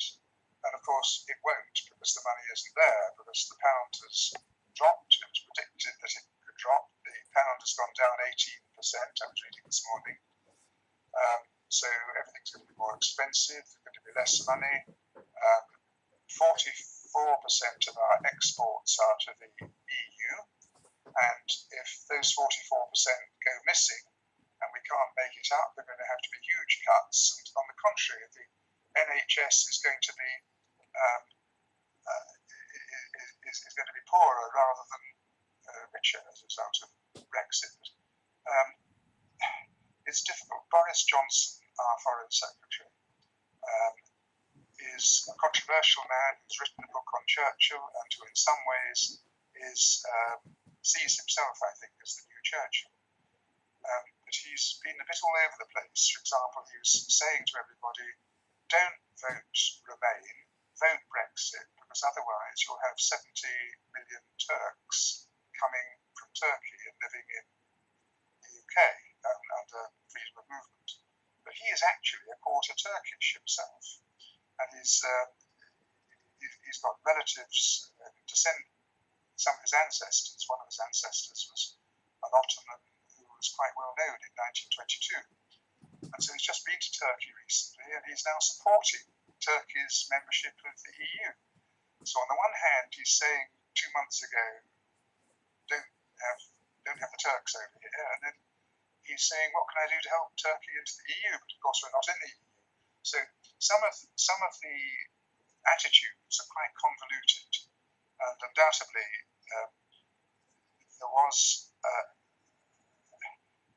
there were ministers who took part in the Leave campaign whose main object was to replace Cameron, who came out to remain and wanted to stay in the EU, but who resigned. And so some calculated that they would become Prime Minister if Cameron was out. So they were adopting Leave for a couple of months in order to... I have to say that Boris Johnson is very much a Remain person. His father worked in the European Commission and so was an employee of the European Commission. He was in charge of something to do with global warming, certainly the environment, more the environment, I think. And he and his family all went to the European school in Brussels, so they all learned many languages. They came up, we were talking about childhood earlier and influences of childhood. If you were interviewing Boris Johnson, our Foreign Secretary right now, the leader of the Brexit movement, popular leader that is, you would be saying, here you are, all your childhood is to do with staying in Europe, you speak many languages, you're of Turkish ancestry, what on earth were you doing voting Leave? Because you're a natural European, and he's very cultured, very well read, he was editor of the Spectator magazine, he's literary, he's... So why did he leave? Well, he decided we needed more sovereignty, and he sees that we've got a world role. And the question is, when I was born, the UK ruled a quarter of the world. You mentioned India, sometimes not very pleasantly, but if you look at the map, a quarter of the world was red on the map. And of course, the decolonisation has given all that away, and that's a stage that all civilizations go through. They go through decolonisation after an empire. But there is a school of thought that we should go back to having that sort of position in the world. And, in my lifetime, if you count being a baby as a lifetime, part of the lifetime, in my lifetime, we ruled a quarter of the world. And some people would think, can we rule a quarter of the world again? Trade with a quarter of the world again? And the question is, can we afford to? Because we had a deficit. Cameron did well to bring that deficit down. The balance of payments is not good. I mean, you've got a deficit in America as well. You know what I'm talking about. When there's a deficit, there's a limit to what you can do. And whether it can be funded, in other words, the concept of being on your own away from Europe, will it work with less money? And I have to say that I can remember the 1960s when we could never balance the books. And the reason we went into Europe in 1972 under Edward Heath was that we were just constantly, for example, Edward Heath, Dennis Healey, the Chancellor of the Exchequer, had to go to the International Monetary Fund for a loan in the late 1960s. And we were branded the sick man of Europe. So being on our own in the 1960s, we were the sick man of Europe. Can we now be on our own again and not be the sick man of Europe? I don't know. Johnson thinks we won't be, but it's a hope and it's an ambition. It's not an evidential, tried and tested fact. And all the evidence from all the bodies is that we're going to find it increasingly difficult. The IMF, the International Monetary Fund, all the financial bodies reckon that things are going to get more difficult. But we're all supposed to be very optimistic about it, and it's all going to be better. And so we shall see. Well, let me ask you about the place of corporations in the Universalist idea. I've done a couple of shows in the last few months about the dangers of corporations. I did one on corporate evil, and not just the big stuff like big malfeasance like here in the U.S. Enron, or things like covering up oil spills like what happened with British Petroleum in the Gulf of Mexico a few years ago, but just the day-to-day dehumanization of people, people constantly having to choose between, do I look the other way at criminal behavior or feed my family, that kind of thing. You spoke of like the Rockefellers and the Rothschilds, and a lot of people would say, well, that sounds like Illuminati, Jewish banker, world conspiracy kind of shit. And on the other hand, to me, corporations are a very insidious thing. I could imagine, say, with global warming, that a company like Google or British Petroleum or Exxon might say, well, as the waters are rising, we could buy some of these Pacific islands and become de facto corporate states rather than nation states. What is your thoughts on corporations in general, and how do they figure as, I would say, malefactors in any kind of attempt to have a world government? We follow classical philosophy, certainly in the universal state of the earth, the Supreme Council of Humanity. It's based on what the classical philosophers came up with: reason, justice. There are certain eternal values in philosophy. It's what would happen if Plato's philosopher king ruled the world. It's a group of philosophers that set this thing up. And that's why I'm interested. It all happened 1 mile down the road from Plato's Academy, the ruins of Plato's Academy. And Plato's spirit in the Republic is very, very strong in this group of trying to do something. And because we are grounded in those principles of classical philosophy, tried and tested by Aristotle and Plato and others, classical philosophers, definitely humankind should not be oppressed by these corporations in any way. And we're at the beginning now, but as a world state becomes more and more advanced, so there must be some sort of a committee to Justice as a Committee on War Crimes, which has already been set up under a named person, a named Mayor Zaragoza. So there will be a committee to deal with this, and I would want that as chairman of the Supreme Council of Humanity, for what it's worth. But at present, I do agree with you. There are people who are suffering, people who have to do things that they don't really want to do, otherwise they're not going to keep their jobs, all sorts of things that are happening. And there's this free market capitalism. It'd be interesting to see what happens when the UK has been down the road a couple more years, because will there be free trade? What will the effect of the free trade be? Will it liberate some of these corporations to do even more than they are at present, or can there be a new structure? As I see it, there will be a new structure out of it all. We want everybody to benefit. We don't want to, but those who have been leaving humankind worse off. For example, the oil pipelines, gas pipelines. We know about the oil pipeline across Afghanistan, and arguably that was what Afghanistan was about. When I was in Athens last week, a Syrian who is in close contact with what's going on inside Syria was saying there is a pipeline from Qatar, and it's about that pipeline. And there are commercial considerations to do with multilateral and corporate entities that are causing wars, or contributing to wars, or preventing peace. And that must be addressed as part and parcel of bringing peace to the world. The whole thing needs looking at.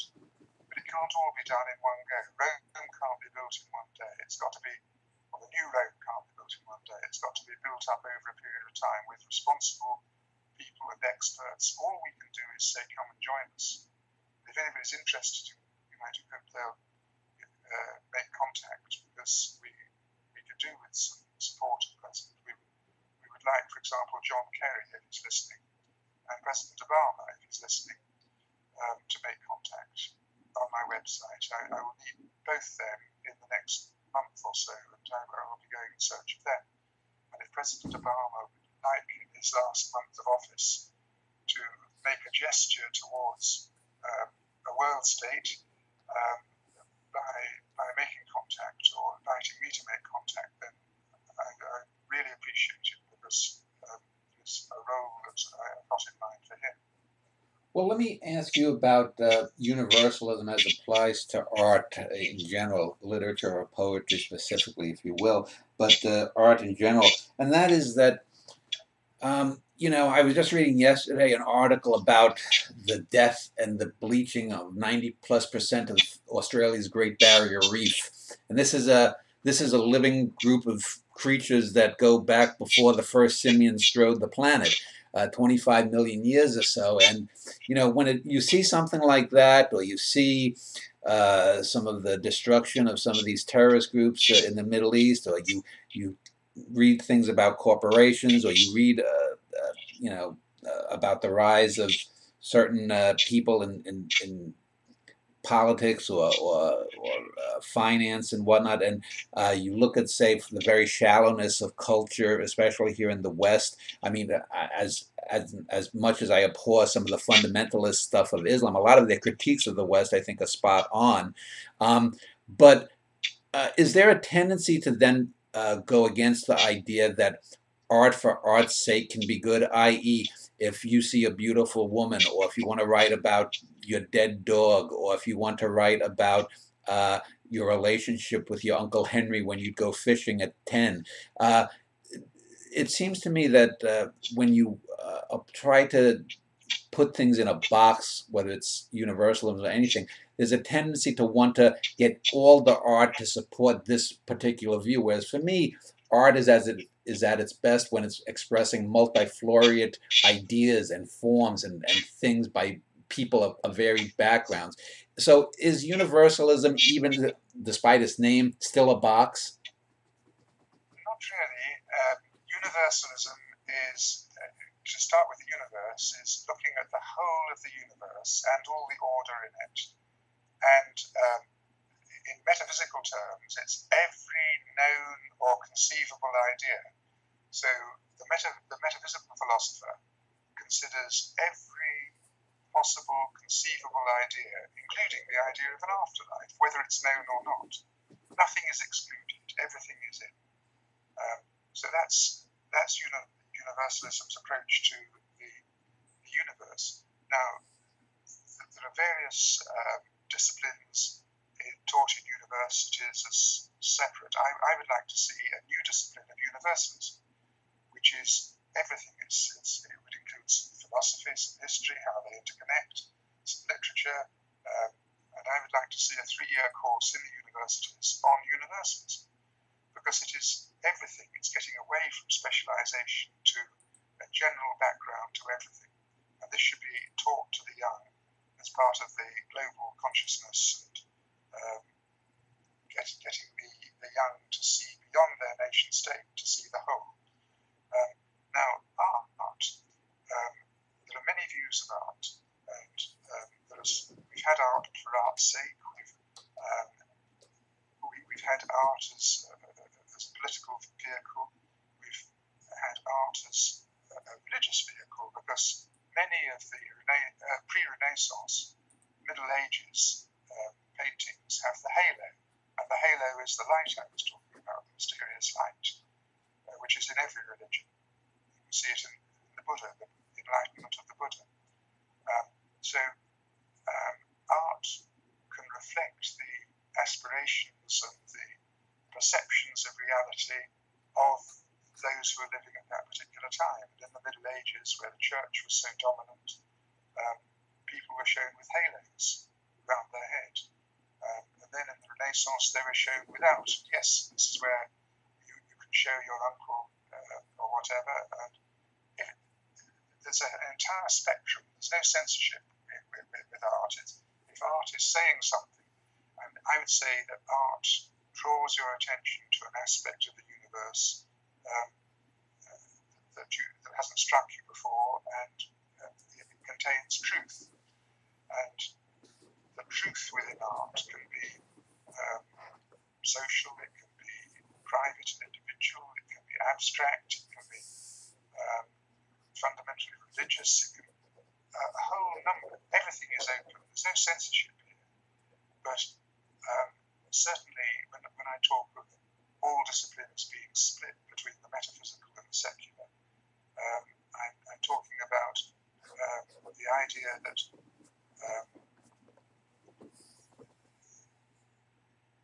in our lives, seeking to understand why we're here and what the order in the universe amounts to, all that has pulled away rather, or been pulled away from by this other sort of accidental, random, chaotic statement that life is chaos. Artists are free to show that life is chaotic, but other artists who perceive the order are free to show that. There are different ways of looking, and both apply in a world culture. And if a world culture is going to back a world state, then the whole world culture should include all these diverse groups, but not in a systematic way.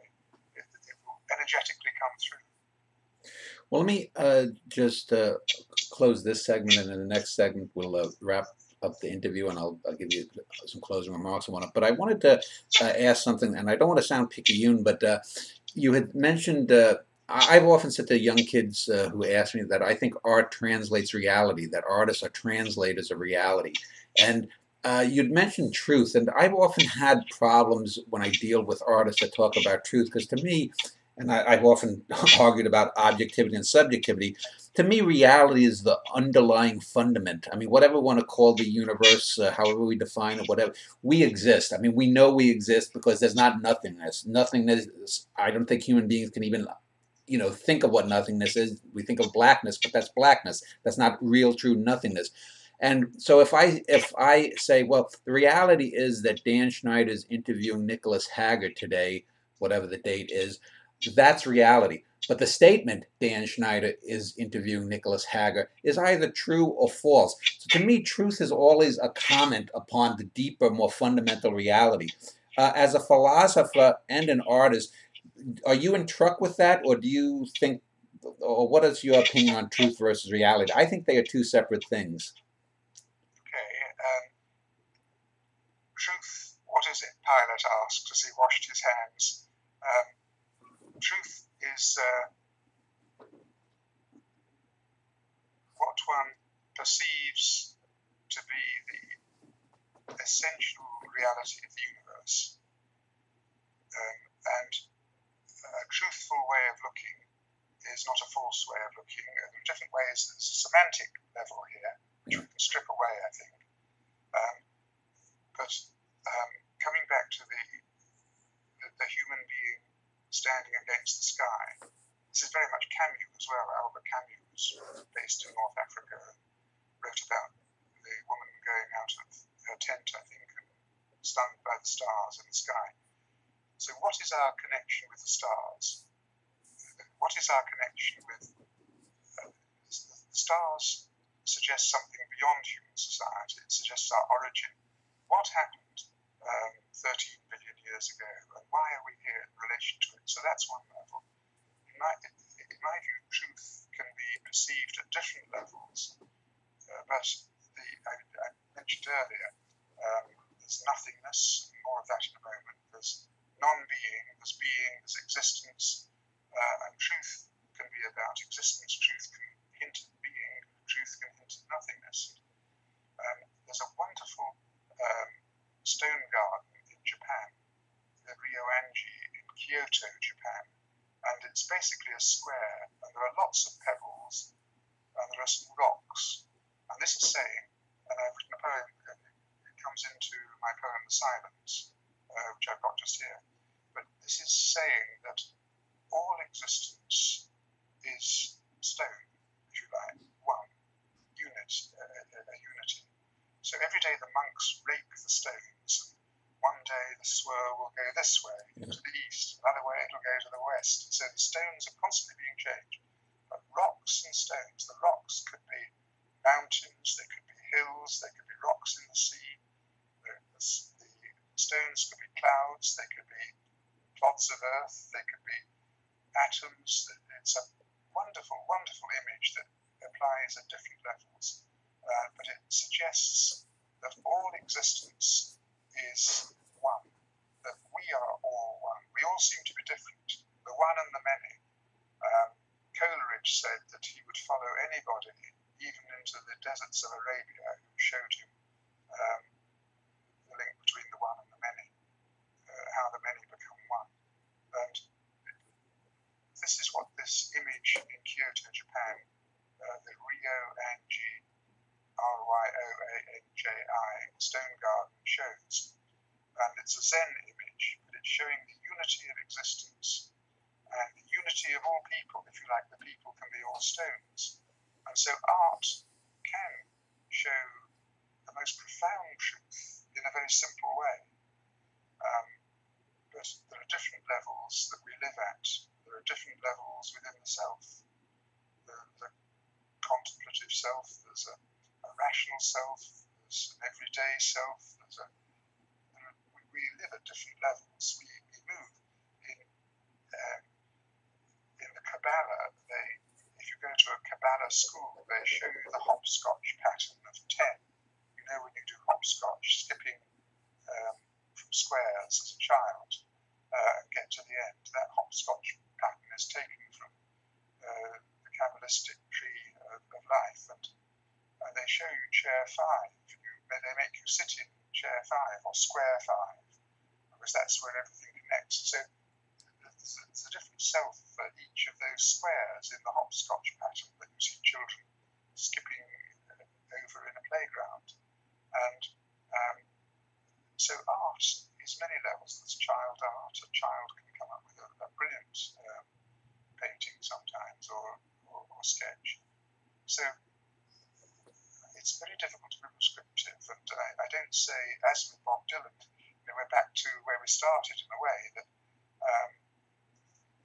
song is one aspect of poetry. There are other aspects. There are lots of different genres within poems.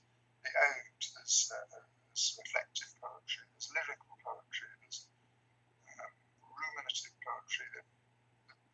It's possible to classify poems under different critical terms, which may not be very helpful, because actually you're responding with your feelings to what you're being confronted with. So I think my message is that there is room for everybody and everything. There's diversity within unity. The world state will be democratic. It will be a world parliament or a world assembly with representatives from all diverse bodies representing all ethnic groups, and the world will be conducted peacefully and not with nation-state fighting nation-state, and not with self-interested zone fighting, because that will be disqualified. What's happening in Syria will not be allowed to happen. Well, let's pause right here, and in the final segment, we'll talk a little bit more with Nicholas Hagger. I am finishing up a conversation with Nicholas Hagger. He has just been announced as a winner of the Goosey Peace Prize in literature, and his website that you will find linked below is nicholasHagger.co.uk, and you can go there to look at his writings, his books, etc. So as we wrap up, you wanted to give more of a definition, I guess, or expand on some of the thoughts about your idea of universalism as it applies to literature and life. So go ahead. Yes, thank you. Colin Wilson, who is now dead, but who was the author of The Outsider, book that attracted worldwide attention in 1956, who I used to have chats with, said to me, "We don't want another ism." I can understand that, but it's got to be called something. And the universalist way of looking, I just want to say, is interconnected. It's seeing not just in one area, in one discipline. It's not just looking at philosophy, not just looking at history, not just looking at literature or mysticism or international politics and statecraft or world culture or religion. All these different topics or subjects that people study at universities and in schools are all interlinked, just as all branches of literature are interlinked, whether it's a simple song, a lyric poem, a reflective ode, a piece of thinking poetry, a letter as Horace or Pope wrote, or a much longer verse play or epic poet. There are all these different forms. And in literature, I see myself as a man of letters who does work in half a dozen forms, like some of those that I mentioned. But the thing I really want to leave in your thoughts at the end is that all the subjects that you can study at school and in the university are all interlinked. So what you have studied and majored in is only a part of the whole. It's the whole that gives the insight into all. And if you look at philosophy and the sciences, all the sciences, and history and literature and biographies and in fact all the topics, what comes across and strikes you, I think, is the sense of order. And there is a profound sense of order. And without going into all the details now, but you can find it in my latest book. That's this one, The Secret of Everything Destiny. So there are about 40 conditions which I list in that book. If one of those conditions were different, the universe could not have existed. Just one tiny percentage point or degree from the various equations or mediums in these scientific facts, if there were a tiny bit different, human life could not exist and the universe could not exist. And that, to me, by going outside one discipline and looking at all disciplines as a whole and looking at order in them and thinking what would happen if there was a tiny little bit change there, can all this happen? And the probability that it could all happen by accident has been placed at 10 to the 120, which is colossal unlikelihood. If you put the 40 conditions down, as is in that book, summarized, taken from the New Philosophy of Universalism, and just think, change a tiny little bit here or there, then life could not exist. So could all these things be, could life as we know it, and this universe as we know it, be an accident, which is an improbability of 10 to the 120. So that's the start. That's the case for a metaphysical view that looks at every conceivable aspect of everything that everybody's thought. And with metaphysical thinking, nothingness is a plenitude. What we came from, it seems to be nothing, but there's actually something within it that produced it all.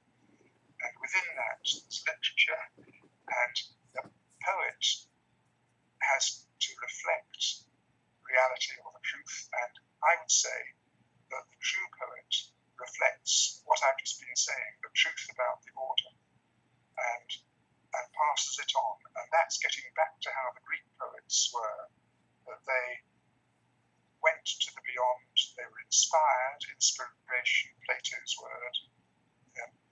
So the romantic or the quest for reality, inspiration, not imitation. Imitation is the neoclassical way. So they're inspired by the beyond. And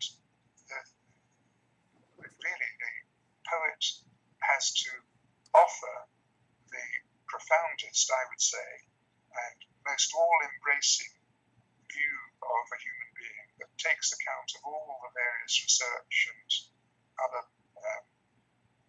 new thoughts that have happened in the 20th and 21st centuries. And so that's where I'm at. And I've come to the conclusion that the whole of humankind must be considered as a unity, like the stone garden with all those individual stones, which may be nation states or people individually, like the 7.33 billion people on this planet. And if everything is one, then there's got to be a form of government that can cope with the organising of the one. And there are some terrible problems ahead. In Africa, there's going to be a drought around 2050. and there are going to be enormous migration of refugees from Africa in search of water. There are all sorts of problems looming, and we need some sort of a world organization to do that. And if anybody out there in the American government or the Russian government or elsewhere understands, or the Chinese government understands the urgency of doing this, then do please make contact. On my website, there's a contact page. You can contact me there. We are actively trying to do something that's good for the earth, but at the same time, do literature as well. So it's not just doing good for our grandchildren. It's also reflecting reality, seeing the whole of history, seeing the universe in the right way in philosophy, seeing all the religions, I would say, as one fundamental experience. But we won't go into that now. And all literature as being interconnected. So it's the literature of the world, not just of one particular nation state, that needs to be addressed. Well, let me just ask a final question. I was recently arguing with a young man about a book that was published in 2011 by Steven Pinker about the declining violence, presumably in human culture, called The Better Angels of Our Nature. And I won't get into the specifics, but the basic argument was over whether or not the scientific evidence supports the idea that human beings have, over the centuries and from hunter-gatherer tribes, gotten, at least on a per capita basis, less violence, even including the 20th centuries and all of the mass murder there. And I generally think that Pinker was correct in his interpretation of facts that others had gathered, that it's pretty obvious that humankind has sort of been in a slow process of domestication.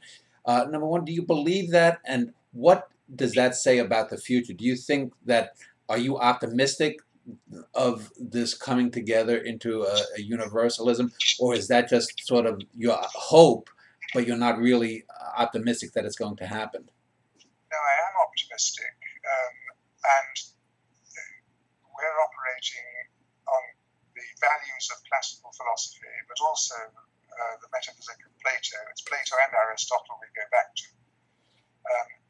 But humankind is... it'd be hard for the Syrians to believe this because of the bombing that they've been subjected to and the houses that are being crashed around their heads, burying them and so on. It doesn't seem to them that humankind is making any progress at all. The Holocaust was within my lifetime. I was 4 or 5 when the Holocaust was happening and Auschwitz was happening. And some would say human nature never changes, and it's the same. There's the same cruelty now as there was in the Greek time, in the Roman time, in the Middle Ages, and so on. But so the ultimate question is, can one say that there is a progressive view? The progressive view of man collapsed with the French Revolution. In the 18th century, there was a terrific belief that there was progress. But then the French Revolution happened, and it was reason that dictated what they did. The guillotine being set up was reasoned and rational. Robespierre and others, Saint-Just, the revolutionary French revolutionaries, were rational creatures, and so that arrested the whole progress thing, came to a halt then. So there is always a struggle with human nature, and human nature needs to be educated and brought up, and this is where the philosophers have a role in it. But I am optimistic. I would say that it's going to take longer for humans to grow less violent if there is nobody within the framework that they're living encouraging them to be peaceful. If somehow you get a world state going, even though humans are not as peaceful within as they should be, there can then be not propaganda, but state education urging inner development for everybody, spiritual development, which can bring about an age of peace. So I am optimistic. It is an ambition, but I can see it happening. does need to be a structured world state that's democratic, in which everybody is free. But if you try and bomb and so on, then it's a crime, and you're basically taken out some form, locked up by the world army, putting it at its most basic. And let me just ask about, if you did achieve a world state, what kind of safeguards or strictures would be in place so that you didn't get the rise of a Stalin or a Mao or a Ho Chi Minh or a Castro? There would be safeguards, and it's all to do with the checks and balances and the committees and the fact that there will be an administration. But I'm very much onto that and alert to that. Can't go into it now, but I need to show you a diagram. I can show you if you like, because it's in this book, I think. I find it.